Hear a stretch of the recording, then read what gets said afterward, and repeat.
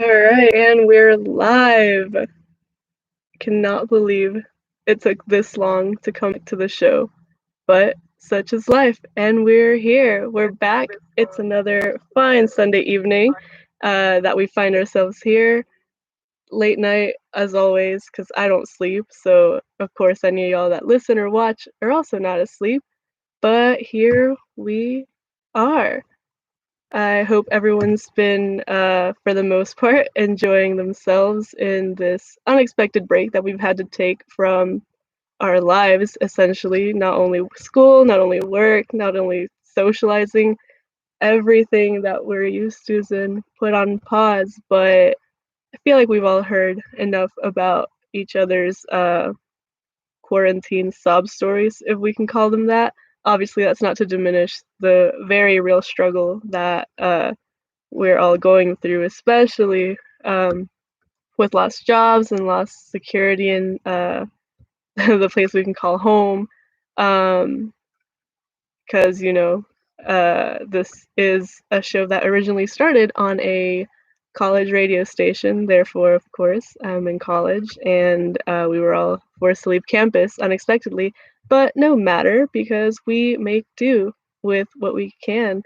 And that's that. So, I guess first things first, welcome back to the show. Due to popular demand, your favorite way to end every fine Sunday evening is back in some capacity. The format of the show might change, but what did y'all expect with a tagline promising new nonsense each week, honestly? Um, it's been interesting getting this show back on the road because one of the first questions I had when they told us that we'd have to leave was, what about the radio shows? I talked about this last uh, episode, I guess. You guys haven't been able to rewatch it unless you listen to it live. But the last episode we did was about a month ago, and it was just me in the studio celebrating, I guess, almost a year of the podcast. Not to the date, but to the time, because I started the show the week before spring break, and so the week before spring break, this time around, I decided to do a solo show. I guess introducing myself to the audience, which is y'all, uh, and just having an episode where I essentially talk to myself, but I was basically my own guest. And as I mentioned, I am the on air studio manager for the school's radio station. And the first and most important thing was, what about the shows?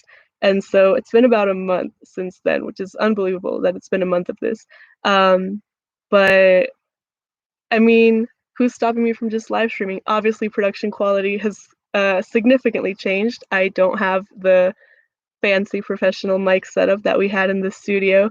The camera as well is the webcam on my laptop, not the most not the most clean video, but we're working on it. I actually am in the process of elevating the quality of the show because I do have like my personal camera, which is there, and I also have a GoPro, and so I know that you can stream from external cameras. And so I was like, oh, I'll just connect either my camera or my GoPro, and then just stream from my computer. And that way, even if the sound isn't as good because I don't have the mics, at least I have the cameras. Well, turns out that you can't just connect it, even with the cables that came with. You need like an HDMI cable and then a converter, HDMI, USB, whatever. So I've got on another tab like a wish list of, well, I guess it's mostly just a shopping list of different things I need to get in order to be able to live stream with better quality, because if I don't know how long it's going to be before we can go back into this show up, because like I said, due to popular demand, but a lot of people have been asking about the radio shows, and a lot of my friends have been asking, what about this radio show, which I guess is now a live stream podcast, which is cool. How exciting. Um, I want to keep doing it because it isn't just for me and for the sake of myself. I do want to bring back the guests. So I think in progress, I guess, is getting better equipment for better quality, because you can listen and you can hang and you can just like chill in the chat, etc. But it really does like boost it to have like nice production quality. And if I have part of the equipment, why not complete it, right? So like I said, I have the cameras. I just need to get like the cables to connect it so that my computer will detect the cameras as external sources. And maybe I'll even be able to do the whole dual camera setup, and have like one camera like on me, face cam of course, and then the other camera like if I need to show something. Or I know people have asked about like doing art streams, which I'm not opposed to. I just haven't had time to like set that up, but I guess all we have now is time. So I could have like one camera on me, one camera on like art or like projects that I'm working on.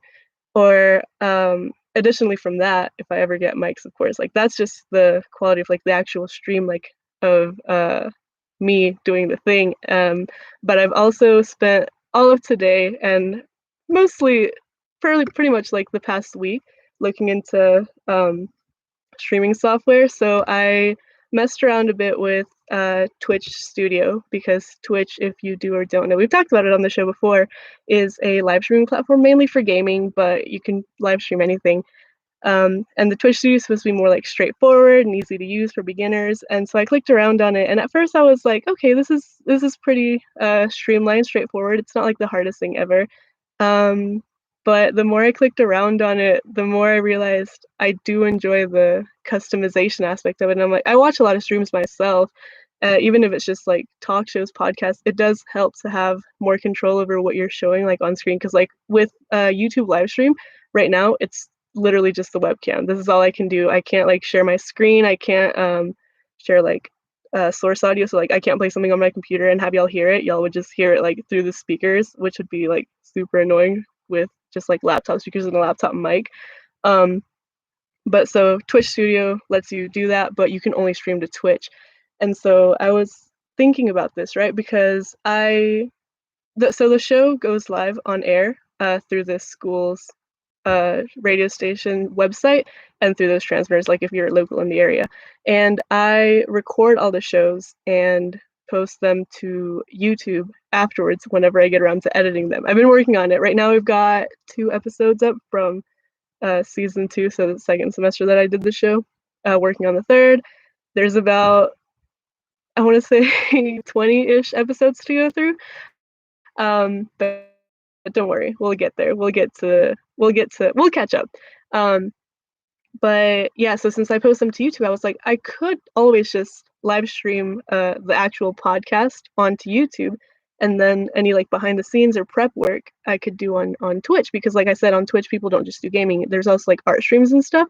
And so through the Twitch Studio, you can like record your screen and things like that. And so I was thinking, all right, on Twitch I could do like kind of like all the prepping that goes into it. So like show me figuring out how to stream, setting up like overlays and audio, and like messing with the alert sounds and sound effects and notifications, because I also downloaded Streamlabs OBS, which lets you do the multiple camera thing, screen recording, screen capture thing, straight to YouTube, which means I can bring back guests, because that way I could either do like a Skype call or Zoom or WebEx or like any of the video chat things, even if it was like Facebook Messenger, and I could use Streamlabs and then just screen record screen record or screen cap the conversation, and it also captures computer audio. So I'd be able to do the show with guests, which is my favorite part of the show, and I know it's y'all's favorite part of the show as well, because I think one of the things that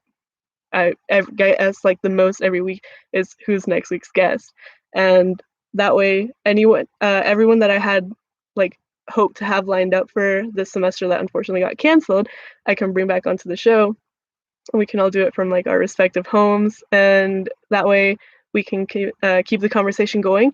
And now that our lives don't particularly revolve around school, I feel like the conversations can get so much more interesting, especially because since this is like an external show, it's like our own thing, there's not as many limits as to what can be said, what can be played, etc.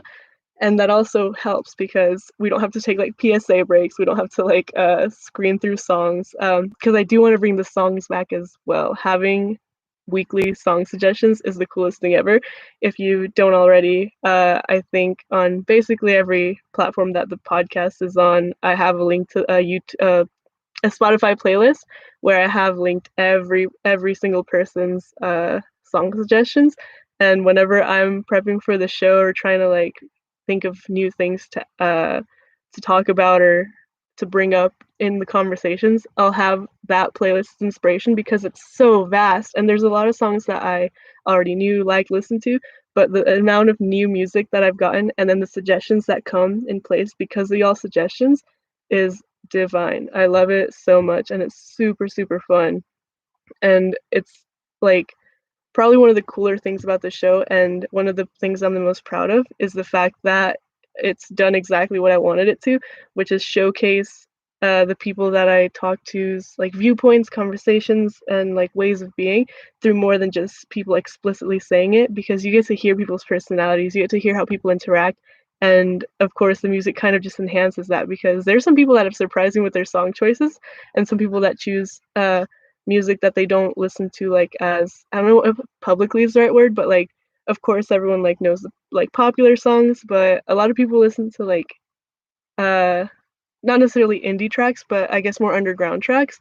Like it's one of my friends brought on a song that was, I think, Japanese salsa, which I did not even know was a genre that existed, but it was super cool and it was a nice track. And now it's like one of the most played tracks that I have on that playlist, which is super, super cool. But yeah, basically, I need to like dedicate myself to figuring out how to stream better, so that I can bring the show back in full capacity. And then obviously after I graduate and don't have access to the radio station, if I don't stay in radio, which I don't know if I will, um, I can keep doing it to some capacity and like either stream the shows here or change the schedule even, because I know that's also an issue is Sundays at 11 is such an odd time, and I know this because it's the time that was available whenever I signed up for a show, because I applied for a show second semester late into the second semester of that school year, so it wasn't like the the simplest like choice either, but I kept the show and I like the show time because I'm usually awake at this time anyway, but with me being able to live stream it, I can literally just hop on whenever I have free time or whenever the guests are free as well. And so, I mean, that just makes it so much easier if it's like to everyone's availability, because then people can also bring in like their friends and their listeners at a time that's convenient for them as well. And I can work my schedule around other people's as well, of course. So it's been super, super fun to mess around with this. I haven't done a lot of stuff like tech-wise in a while because I just haven't had time, honestly. Of my and especially being back in school, I don't have enough time to just like mess around because during the time that I was out, I spent a lot of time figuring out like how to use new software. This was around the time that I got into like digital design even and stuff. So I was learning Photoshop, I was learning Illustrator, and before I had that, I was trying to learn how to like use different clones and stuff. And that's around the time when I started paying attention to live streams and getting into streams. And so like people will kind of talk on stream and talk about like the software they use and like certain little words that it's common for them, but for somebody that doesn't know how to do anything, it's just like, yeah, I'll tune back in whenever they're done talking tech. But you do pick up like words and phrases that are useful because even in setting this one up, like I said, I was playing around with the idea of doing this through Streamlabs OBS because the overlays are super cool. There's like intro screens and like you can have the chat on the screen that way. I don't have to have like a separate window for the chat, and y'all wouldn't either. Y'all, if y'all aren't participating in the chat and y'all want to still read it, like it would be on the screen. And there's also like alert sounds. There's also, I know you can add widgets, and there's one that I like want to mess around with more because it said it was like a playlist where people can queue songs. So if I'm doing the show on my own, like I said, I don't have to worry so much about like screening songs and stuff. So if I was to do this through there and have like background songs, like just music playing like through the computer, just like at a lower volume, of course, we can still hear the conversation. People could cue their own music, like apart from the songs that the guests bring in. That way everyone gets to like have the best possible listening experience.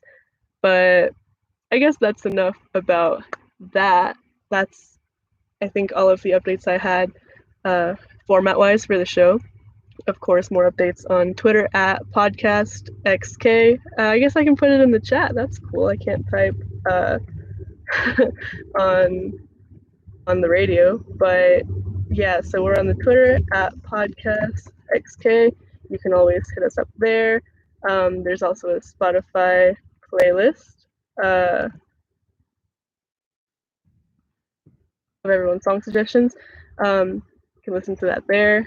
But I guess without further ado, let's get into some real conversation, real discussion. Because I don't think talking tech is everyone's preferred conversation topic, especially when it's just me talking to myself. Because I feel like whenever we've had people on the show that like also do like computery things, which is such a non-computery phrase to use, the conversation's better because there's bouncing back and forth, and there's also like breaking things down into terms that everyone understands, and then there's more in-depth terms that like people who are into this type of stuff care about. But I just don't know how what that balance is at this point because I don't even know who's listening. But all right, so things I wanted to talk about because I guess, like I said, I'm just talking to myself. Because I can see people are watching, but y'all aren't in the chat. So first things first, this is something that's everywhere on the internet. I've seen it on like the actual news too, which is we'll break this down into 3 parts. We'll start with businesses that are offering free or discounted services during this time, because this is something that gets discussed all the time whenever something like this happens, right? And it's not just like this quarantine season, it's also whenever natural disasters happen. I'm talking like earthquakes, wildfires, hurricanes, things like that, right? There's always businesses that will offer aid to the communities and the people impacted, right? Which, of course, at face value is great because all help, like you need all the help you can get in a situation like this, right? Like you're in no position to be turning any type of aid away. But there's also the issue of these companies having ulterior motives, because while a company or corporation or business might be offering their assistance, they are also in turn gaining free publicity, right?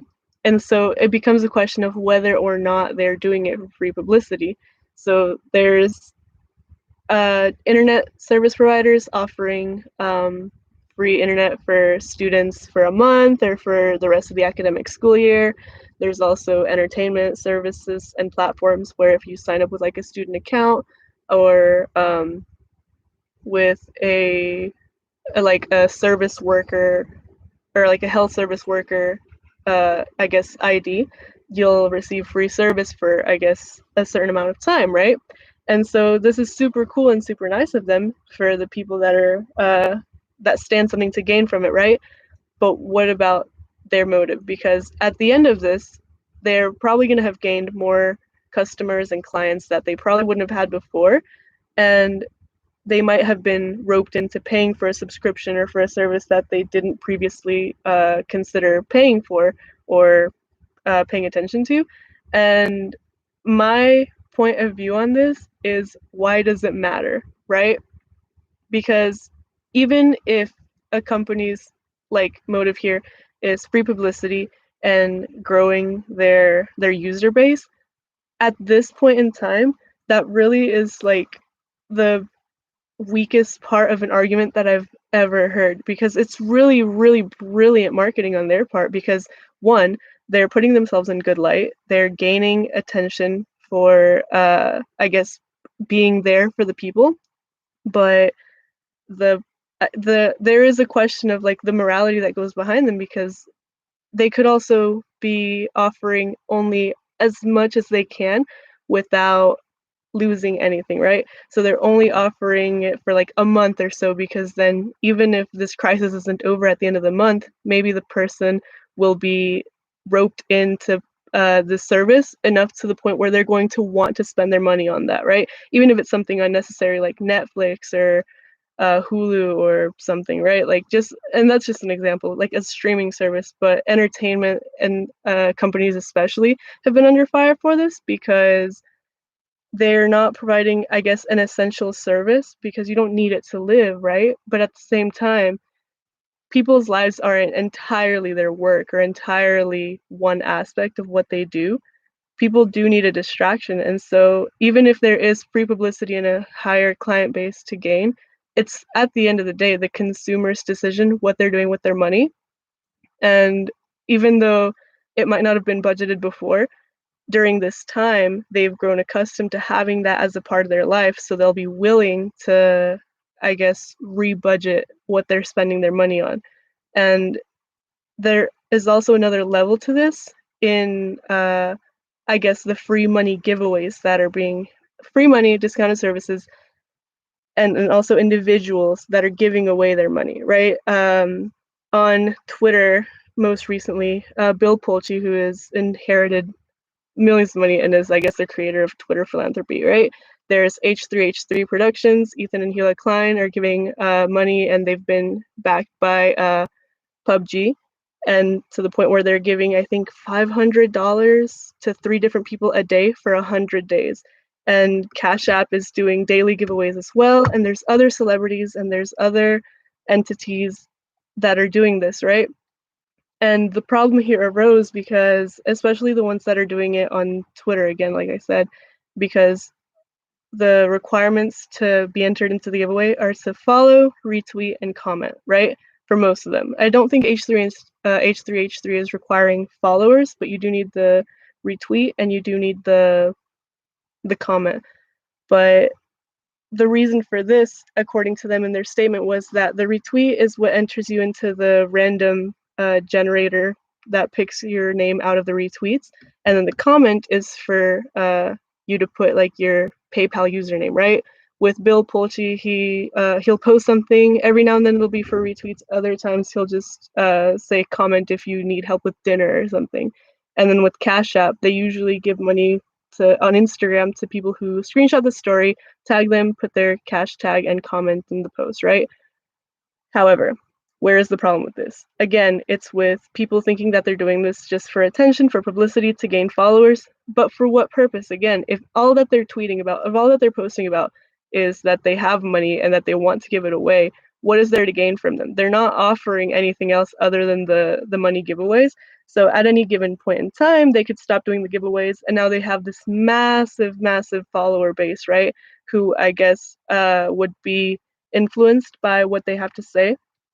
But it goes back to the point being that people can choose what to spend their time and attention on, because even if it's something as simple as following somebody with the hopes of gaining money, right? What if that person stops doing that and then starts doing things for financial gain? So like selling a product that isn't like approved or that's overpriced. Or on the other hand, what if this is a person that has like high political influence, right? Because then they could, I guess, direct the masses to think a certain way or vote a certain way. And then there's also the issue of people um, with, I guess, these massive follower bases, not Cash App like a company, but maybe H3H3 and Bill Polchi are a better example of this because they're individuals um, who will have somebody coming at them and I guess like maybe not attacking them, but disagreeing with what they're doing, right?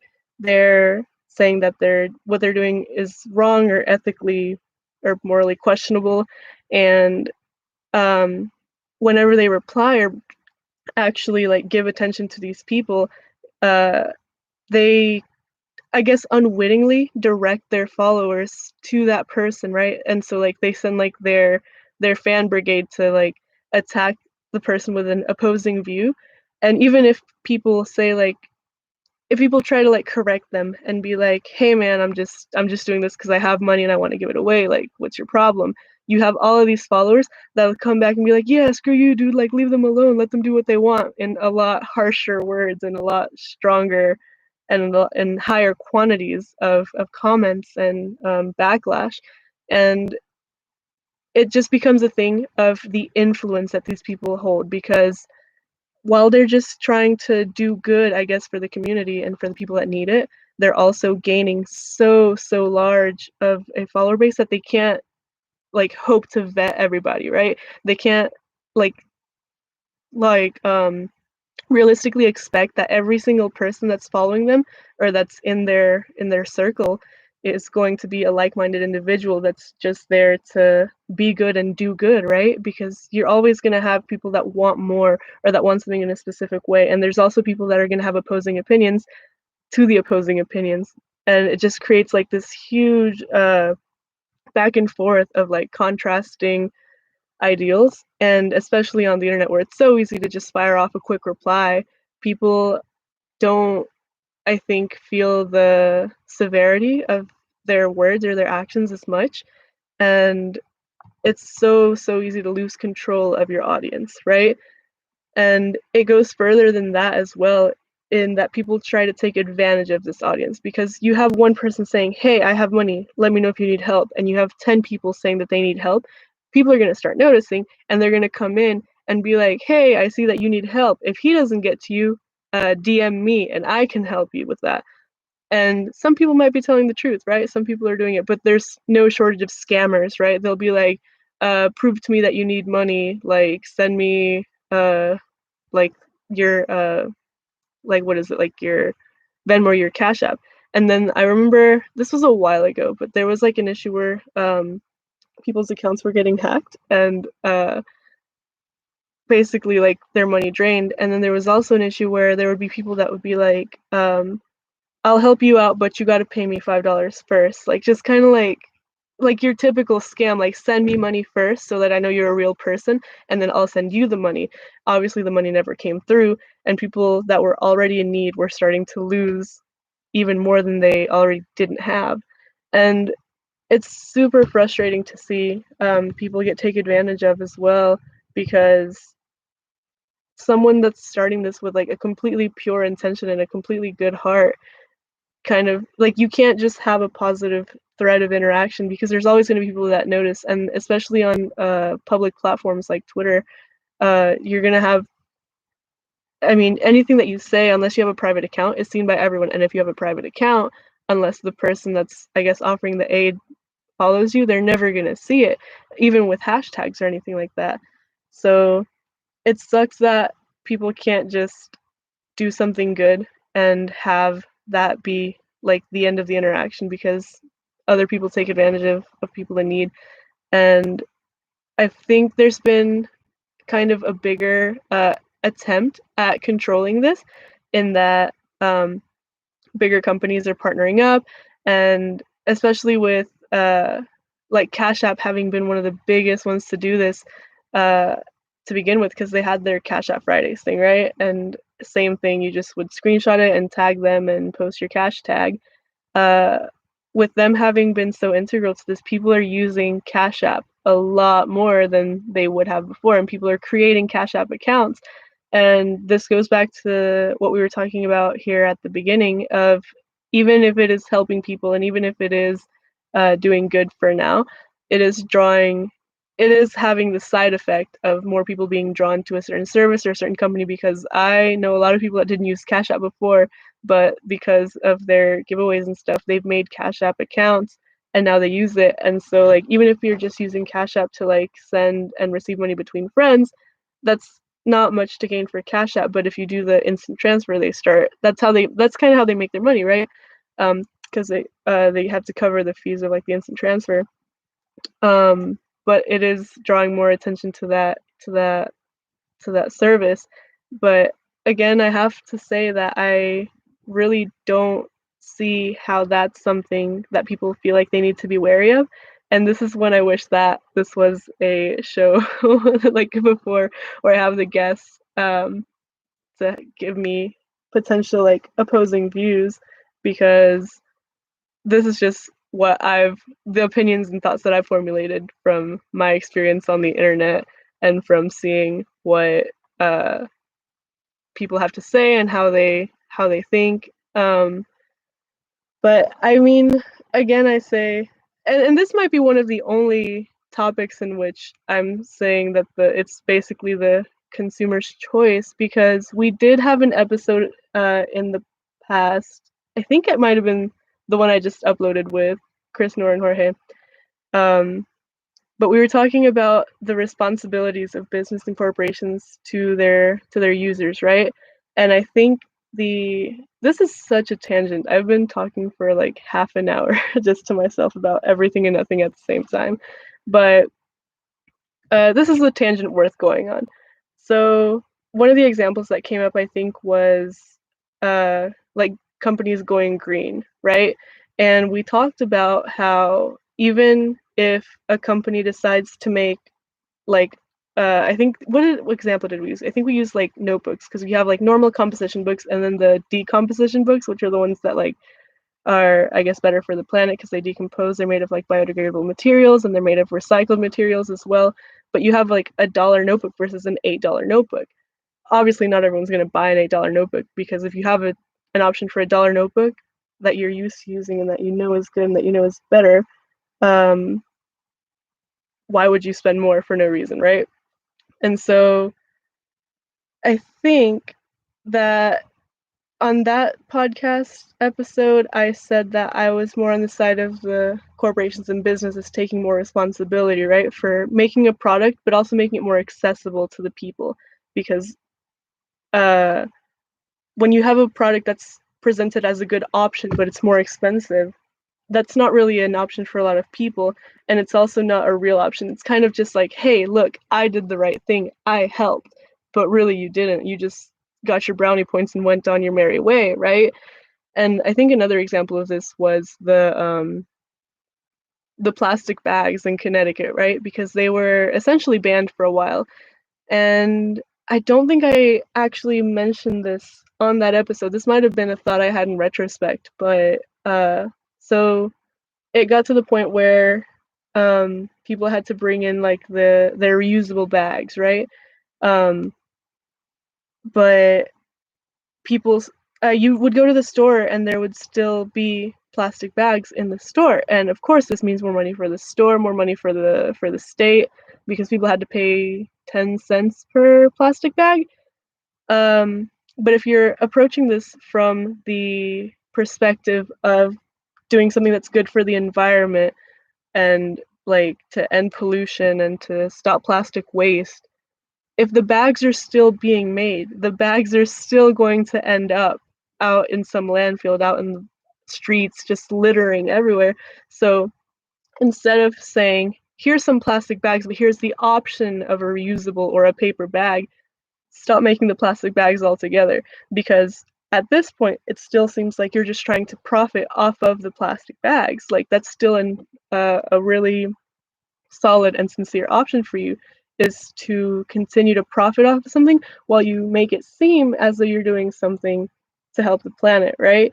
If you eliminate the plastic bags, stop making them, get rid of them altogether, then it's more believable and credible that you're attacking this from the standpoint of doing what's right, right? Of doing a good thing rather than making it seem like you're doing a good thing, because that's super important. Is companies need to be held in good public standing while still turning a high enough profit. And sometimes the profitable option is not the objectively or morally good option, right? So like the plastic bags, they were still being made until I think they took them out of stores for a while. They're back now because thanks to this crisis, it's, I guess, what do they say? It's like unsanitary or unhygienic, and it is because you don't know if people are transporting the virus on like the bags that they're bringing in from home. But even with that as an example, like that's something to where I believe if people really do want to see a change, it's not up to the individual. Like that responsibility cannot be placed on one person alone. Like the whole save the turtles with stopping the use of plastic straws thing, like of course it helps. Of course that means there's less straws being used, and therefore if less straws are being used and bought, there's less straws being manufactured. But that's such a small percentage of the problem, and to put that on the individual consumer is, I think, unrealistic. And that was the conclusion we reached on that podcast episode as well, was that it was unrealistic. And from all of our perspectives, because we had opinions that were, it's up to the individual, it's up to the corporation, it's up to people to come together as a whole, because a corporation is not a person, right? A corporation's made out is made up of individuals, but for the decision of a corporation to be made, it has to be something that everyone agrees on. And if it's something that everyone agrees on, it's something that should, I guess, carry over into their lifestyles, because it can't be all about money if you want to do something good for the planet. But if you're still a business, you still need to make your money. But what's unrealistic is to, I guess, put all of that responsibility on individuals, because how are you expecting individuals to, I guess, cease the use of a product and use another product in turn when that other product is more expensive, or whenever that the harmful product, I guess, is still being made, like, it's still going to end up out in the world at some point. And so if we were to look at this from a point of objective good, stop making the negative product, make the good product, and make it accessible. Let's see some comments. What else would be? It would also still be harmful for the environment to make those nice reusable bags that people buy for a higher price. The amount of reusable, eco-friendly bags you would need to buy in order to counteract plastic bags would be extremely high. Yeah, exactly. And that's what makes it unrealistic, is that through presenting, I guess, an alternative option, you're still not eliminating the presence of the negative option. And that, even though it seems unrealistic, I think that transition is necessary. So if it's harmful to make the nice reusable bags, what has to be measured is like you said, Umberto, the amount that needs to be made to, you said the word counteract, which is a really good word, to counteract the plastic bags. And that transition and that adjustment period, I think, is what people need to focus more on, because change is, I mean, not to use a cliched phrase, but change is scary and change is daunting and it can be overwhelming. But to go through that process of change and, I guess, evolution into a new way of life, into a new form of being, uh into a new, like, I guess, selection of of items and consumerism, it's it's something that we're currently living through. And I think that's what makes it hard. And I've seen a lot of posts about this, like, I'm tired of living through historical events, but everyone at any given point in their life is going to be going through the change. He said the transition is necessary but unrealistic because that's the world we live in. And you're right, but it doesn't have to be. And I had this discussion with my dad recently. We were talking about little something really, really small and nonsense that kind of escalated into bigger issues, much like this episode of the podcast has. Um, but even if that's the world we live in, we can't accept that mentality, right? Because it feels so unrealistic and it feels so not achievable in this lifetime. But at some point, and this I will agree with my previous guest on, it's something that the individual has to claim responsibility for, and it's starting that change, right? So let's see. Let's stick with the example of going green, right? So we have the plastic bags and ending use of that and going to the reusable bags, right? The transition here is in making enough reusable bags that outweighs the negative impact that plastic bags have had up until this point in time. And another example that I think we mentioned before was I think it was green reusable energy. What was it? Windmills? No, it was solar panels. We talked about solar panels because I know a main argument against them is that it's expensive to manufacture and install, but once they're there, the management and upkeep of them is significantly lesser so than the systems of energy that we have now. But that transition period is what people don't want to go through, because to go through it, it's going to take time, it's going to take money. Neither that are things that companies and businesses, I guess, basically have at that moment in their lifespan, shall we call it? But if we don't start to to make that shift ourselves and to make it now, at what point will it be reached, right? Not to reference a movie or something as always, but like I don't know why I'm thinking of Wall-E, where like all of the people are like mad lazy and doing nothing, and the robots have basically taken over, and you see like the world is like trashed and terrible, right? If And it's kind of like a ripple effect, because if nobody does anything, that creates a culture of people not doing anything, and to not, even if you don't lead the cause towards change, even if you don't start to make that change for yourself, what are you really doing? Because you can, even if you use one reusable bag and your neighbor uses 10, like Umberto said, it's not enough to outweigh that impact. But if you manage to get your neighbor on that wave, and then they manage to get their neighbor on that wave, it's a ripple effect of, again, but this time it's of positivity. And it applies to so much more than this, because we can talk about going green, but we can also talk about the mentality that goes into literally anything. The impact that one person can have is massive. And I wish I had examples off the top of my head, but it's something that I never really used to care about and have only started paying attention to recently. And this is why I miss having guests, because every single time someone always teaches me something, because people always have the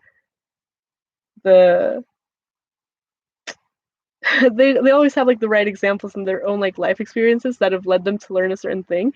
Um, but there's been, of course, cases in the past where one person manages to go up against a corporation or a business strongly enough to either win a case that's big enough to garner public attention, or to essentially have them change their ways.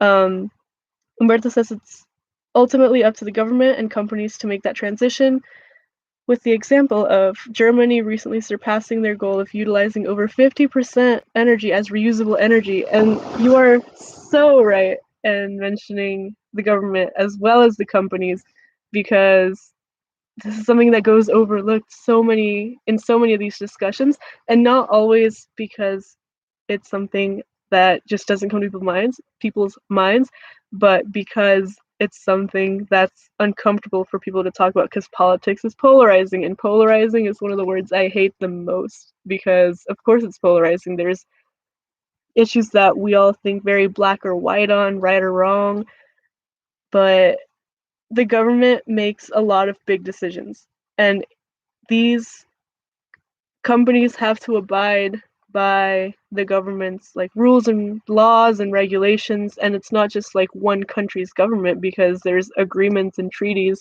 with other countries and other places, especially with exporting and importing of goods. um, and it's no secret that governmental decisions are made often based on the money that there is to be gained from partnerships and trade and taxes, and turning a blind eye to things that would be inconvenient to address. Um, Germany is a really good example of that. And there's so many others that it had to come to the point where the government made a decision and said, y'all gotta stop doing this for that to be the law. Like, if if we're to believe that it's up to the individual, while we're still living in a world where governments make the decisions for the people, right? We all have our elected representatives, etc. We can't truly believe that it's up to us, because even if people decide to protest or boycott, how effective is that really? Because especially in this lifetime for I guess my age group, which would be the on the edge of millennials and Gen Z, although I refuse to be labeled as Gen Z, don't even try it. Um, we've seen a lot of instances, especially with social media being such a massive part, of people trying to boycott businesses based on decisions that they've made that people didn't agree with, and then of people leading protests in Washington especially, again, based on things that people didn't like, or doing the petition.org petitions. And I don't think that I've seen almost like any significant change come from that. And that's a part of what makes it seem unrealistic and overwhelming, because we know that the decision lies in the hands of the people that we choose to lead us. And we being, of course, and not a literal phrase, because not all of us have been of voting age at the time when decisions were made, or not everyone has been able to vote for, whatever their own reasons may be. But to know that the decision is not ours as entities to make, but of people that we have to find a way to reach. And then even when we do things to reach them, it's still not enough. Humberto says, in a capitalist country, the USA might not make that transition soon because there's too much money to gain from harmful alternatives such as oil and fossil fuels. And that is the sad, sad truth, for real. Because that's what it comes down to, especially in the US. I think I've seen this a lot, and maybe that's just because, I live in the US. The money is always what leads the vote, right? That's so sad to see. And I think that's where did this conversation start, with the giveaways and the services from companies and businesses, right? That's where this skepticism comes from, is from knowing that the system that the country operates under is not for the people, it's for the people's money. But where was I going with this? Capitalist country, USA. Oh yeah, so the transition's not going to be made anytime soon by the people in charge, and so to believe that someone in this country is willing to do something without expecting anything in return is crazy. And then, I mean, if you have Twitter, you can't go scrolling too far before you see somebody interacting with Bill Pullchi's tweets, and he tweeted something recently, which no, it wasn't him. It was someone replying to him. But basically, it was someone else that has a decent amount of money. They were doing like their own like giveaway system. But if we can't change the system, and if we can't address it politically, what are we supposed to do when the people that are able to help aren't helping, right? Because money is essentially, like, the moral of this tangent has been that money is power. But if people have the money and they're sitting here and they're watching everything unfold and they're like, dang, that's wild, what you doing though? What are we gonna do when we can't I guess enforce isn't the right word here, emphasize our displeasure with how things are being handled. Like, even with this crisis, what is it, $1,200 that people get, and then I think unemployment's like 600, but there's so many restrictions, like kids that are in college but are claimed as dependents, or people under a certain age group, or people with different documentation. They're not receiving government aid, and so they're having to turn to just random billionaires to try to get like money to eat for the week, right?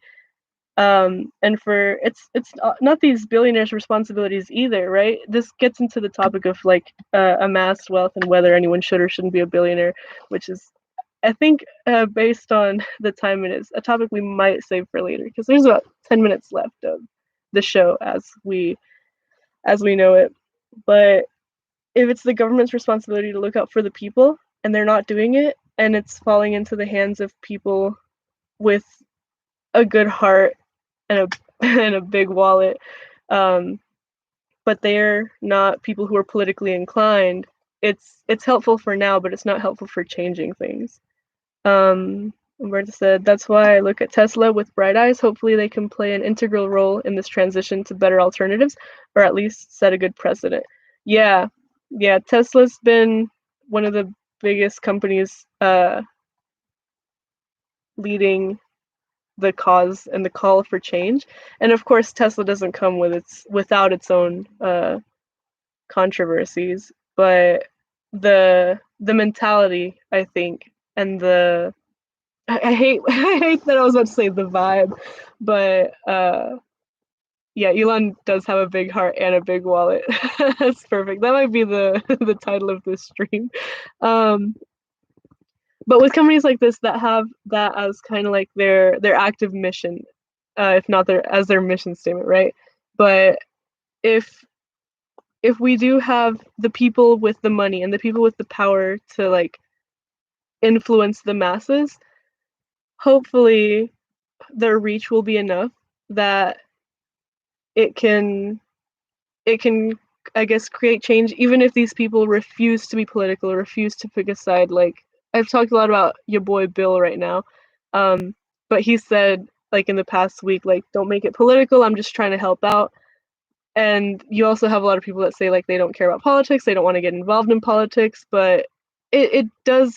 It's everything's political because we live in a world with countries and governments, and like Humberto said, it's not just the companies, it's up to the government to make that transition and the decision to change our lifestyles for the better, because we have to abide by the laws, otherwise suffer the consequences. Even if things are unjust or unrealistic, we have to, I guess, stick within the parameters of society.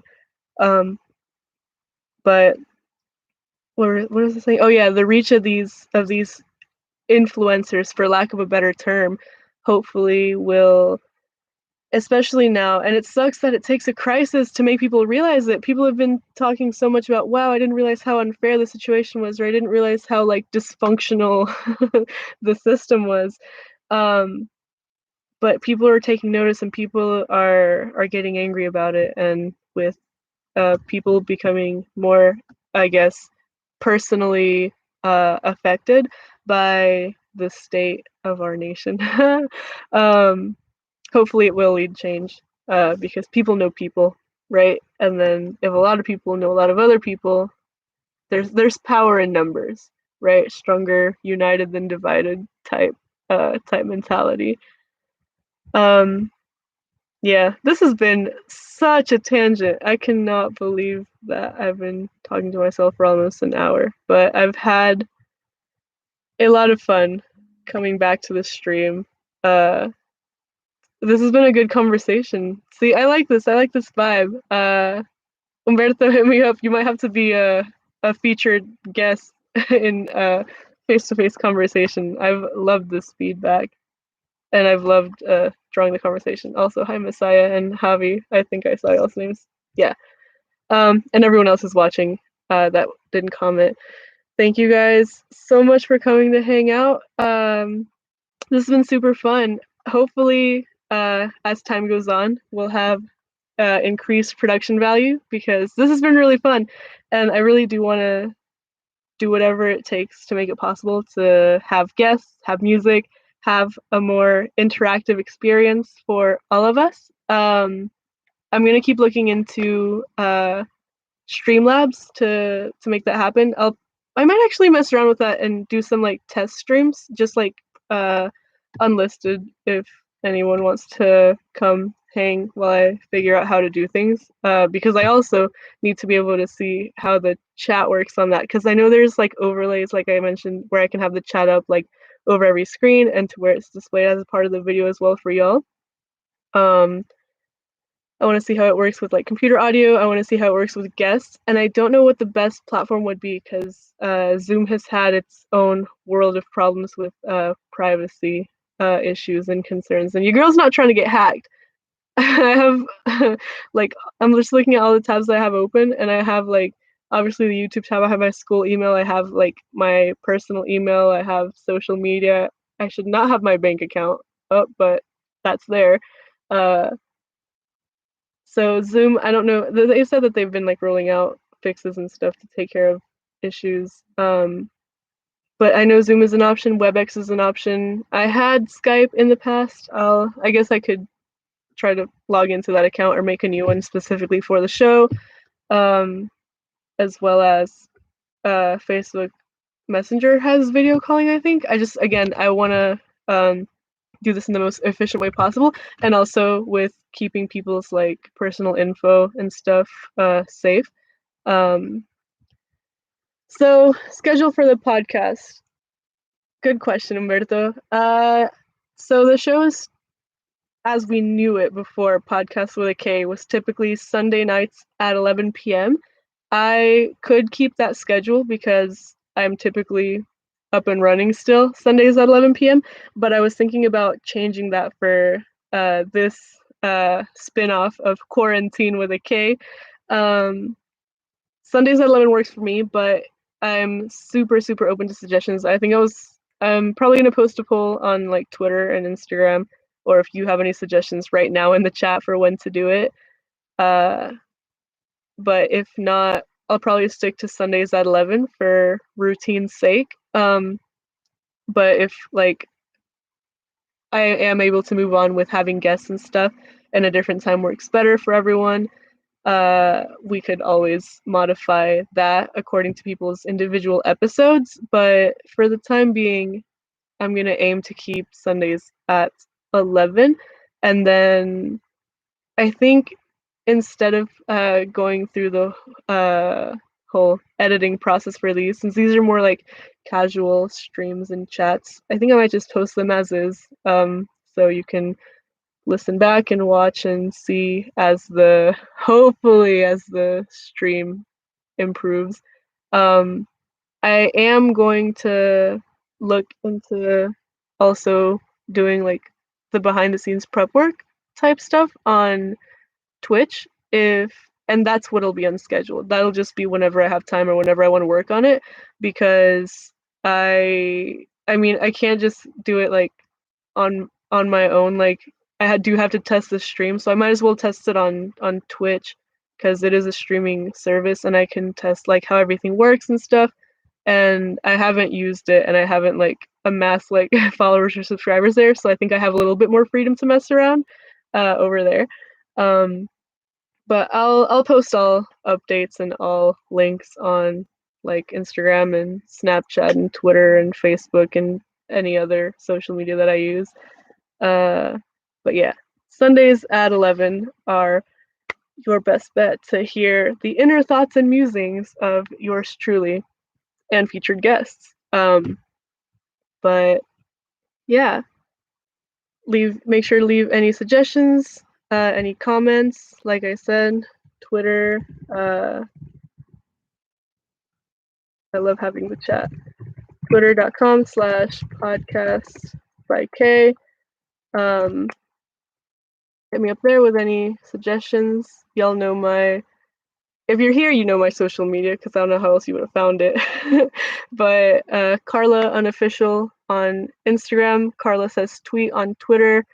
And then if you need some music, that's all on the Spotify playlist. That in the chat. But yeah, that's all I have for y'all this episode of Quarantine with a K. Thanks a mil for hanging out. These times may be uncertain, but I'll be here for you next week at the same time on the same channel. Yeah, so thanks again so much for hanging out. Hit me up with any questions, concerns, suggestions. Open to any and all suggestions as I figure out how to do this whole thing. And if you have any software suggestions as well, let me know. If you have any suggestions for other things. Bye, Umberto. Thanks so much for coming. Yellow heart right back at you. It's my favorite color.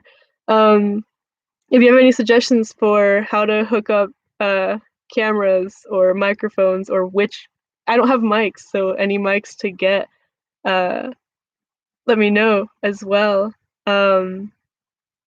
And for the overlays, that'll, I guess, be more of like if I decide to stream like designing that type of stuff.